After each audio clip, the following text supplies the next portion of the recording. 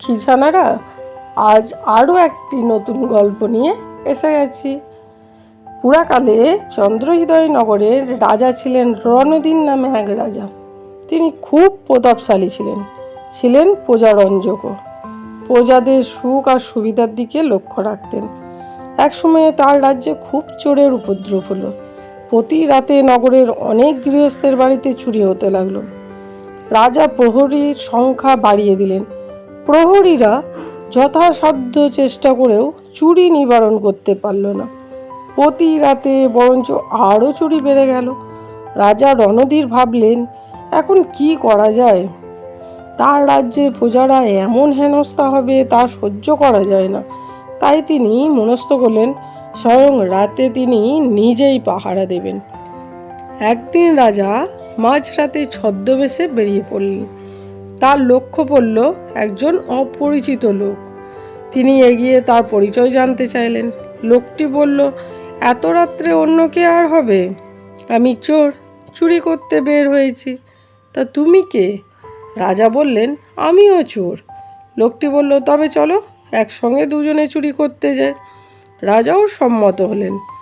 দুজনে ঢুকে পড়ল এক সম্পন্ন গৃহস্থের বাড়িতে। চোরটি ছিল খুবই পাকা, খুব সাবধানে অনেক দামি দামি জিনিস চুরি করতে পারল। চুরির মাল রাজাকে দিয়ে বয়ে দুজনে বাইরে বের হয়ে এলো। কিছু দূর এসে সেই চোরটি একটা সুড়ঙ্গের সামনে হাজির হলো। চোরটি রাজাকে বলল, তুমি এখন এসো আমার বাড়িতে।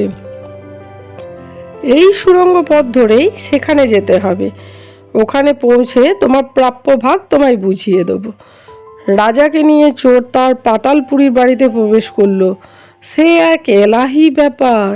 মাটির নিচে যে এমন ঘর চোরে থাকতে পারে তা না দেখলে রাজার পক্ষে বিশ্বাস করা সম্ভব হতো না।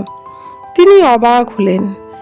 এক ফাঁকে চোরের এক দাসী রাজার প্রতি সদয় হয়ে বলল চুপি চুপি যে, এই চোর একজন দুর্দান্ত দস্যু সর্দার। হেন কাজ নেই যা এ করতে পারে না। সন্দেহ হলে তোমাকেও মেরে ফেলবে। প্রাণে বাঁচতে চাইলে এখনই এর থেকে পালাও। রাজা বললেন, এই পুরী থেকে বের হওয়ার পথ তো আমি চিনি না। তুমি যদি দয়া করে পথটা আমাকে দেখিয়ে দাও তো বড় উপকার হয়। দাসীর সহায়তায় রাজা প্রাণ নিয়ে ফিরে এলেন রাজপ্রাসাদে। পরদিন সৈন্য সামন্ত নিয়ে চোরের সেই গোপন ডেরায় হাজির হলেন রাজা। পুরো ডেরা ঘিরে ফেললেন। সেই বাড়িটা ছিল এক রাক্ষসের।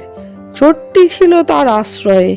চোরটি যখন দেখল রাজার সৈন্য বাড়ি ঘিরে ফেলেছে, সে তখন রাক্ষসের শরণাপন্ন হলো।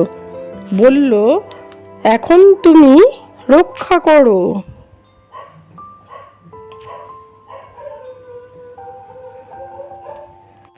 রাক্ষস তখন বেরিয়ে এসে টপাটপ রাজার সৈন্যদের গিলে খেতে লাগলো। সেনাপতি ভয় পেয়ে গেল। রাজাও ভীত হয়ে পালিয়ে আসতে লাগলেন। সেই চোরটি তখন তেড়ে বেরিয়ে রাজার পিছন পিছন রাজাকে দেখে বলল, কেমন লোক হে তুমি? কাপুরুষের মতো পালিয়ে যাচ্ছ? হিম্মত থাকলে আমার সঙ্গে লড়াই করো। এই কথায় রাজাও উত্তেজিত হলেন। তিনি অস্ত্র নিয়ে চোরটির দিকে এগিয়ে গেলেন। ঘোরতর যুদ্ধ বেঁধে গেল। এক সময় দস্যু সর্দার রাজার কাছে পরাজিত হয়ে বন্দী হলো। বিচারে চোরের প্রাণদণ্ড হলো। তাকে শুলে চড়িয়ে মারা হবে। তার আগে তাকে গাধার পিঠে চড়িয়ে ঘোরানো হবে নগরে। নগর পরিভ্রমণের সময় শোভনা নামে এক বণিকের কন্যার সেই চোরকে দেখে বেশ ভালো লেগে গেল। সে তার বাবার কাছে গিয়ে বলল, বাবা, এই চোরকে আমি বিয়ে করতে চাই। বণিক এ কথা শুনে অবাক হয়ে বলল, এ কি কথা? একে তো এখনই শুলে চাপানো হবে।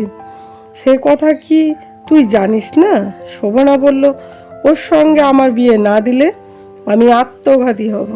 অগত্যা বণিক রাজসভায় গিয়ে তার কন্যার কথা জানালো। চোরকে মুক্তি দেবার জন্য আবেদনও করল। রাজা বণিকের আবেদনে নস্যাৎ করে দিলেন। যে চোর তার প্রজাদের ধননাশ করে ক্ষতি করেছে, এমনকি তার নিজের প্রাণ নিতেও এগিয়ে এসেছে, তাকে কখনো মুক্তি দেওয়া যায় না। মৃত্যুই হলো তার একমাত্র সাজা। চোরকে শুলে চড়ানো হচ্ছে বাধ্যভূমিতে, লোকে লোকারণ্য। তার মধ্যে বণিকের কন্যা শোভনাও উপস্থিত। শোভনার ইচ্ছার কথা নগরের সবাই ইতিমধ্যে জেনে গেছে। চোরের কানে সে কথা পৌঁছেছে। শোভনাকে কাঁদতে দেখে সেই চোর শুলের কাছে দাঁড়িয়ে প্রথমে এক চোট হেসে নিল, তারপর হাসি থামিয়ে কেঁদে ফেলল। কর্মচারীরা এরপর তাকে ধরে শুলে চড়িয়ে দিল। চোরটির মৃত্যু হলো। মৃত্যুর পরে চিতা সাজিয়ে তাতে চাপিয়ে দিল চোরের মৃতদেহ। চিতার পাশে কাত্যায়নীর মন্দির। শোভনা সেই মন্দিরে গিয়ে দেবীকে প্রণতি জানিয়ে চিতায় আত্মাহুতি দিতে গেল। দেবী কাত্যায়নী শোভনাকে দেখা দিয়ে বললেন, আমি তোমার নিষ্ঠায় মুগ্ধ হয়েছি, তুমি বর চাও। শোভনা বলল, মা তুমি দয়া করে এই চোরকে জীবন দান করো। দেবী তথাস্তু বলে অদৃশ্য হলেন। চোরটিও প্রাণ ফিরে পেল। সে চিতা থেকে নেমে এসে শোভনার সামনে দাঁড়ালো। এখানে গল্প শেষ করে বেতাল বিক্রমাদিত্যকে বলল, মহারাজ, শুলে চড়ার আগে কেন চোরটি প্রথমে হেসেছিল এবং পরে কেঁদেছিল? বিক্রমাদিত্য বললেন, চোরের প্রথমে মনে হয়েছে যখন আমি মরতে যাচ্ছি তখন মেয়েটি আমাকে বিয়ে করতে চাইছে, তাই হেসেছিল। তারপর চোর ভাবল আমার জন্য এই মেয়েটি তার সর্বস্ব দিতে চেয়েছিল, অথচ আমি তার জন্য কিছুই করতে পারলাম না। এই ভেবে সে ঝরঝর কেঁদে ফেলেছিল। সঠিক উত্তর দিয়েছেন বিক্রমাদিত্য। তাই বেতালও তার কাঁধে থেকে চলে গেল শ্মশানে। আর বিক্রমাদিত্য আবার তাকে নামিয়ে নিয়ে ফিরে আসতে থাকলেন রাস্তার দিকে। গল্পগুলো কেমন লাগছে কমেন্টস করে জানাও। ভালো লাগলে একটা লাইক করে দাও, আর চ্যানেলটিকে সাবস্ক্রাইব শেয়ার করতে ভুলো না কিন্তু।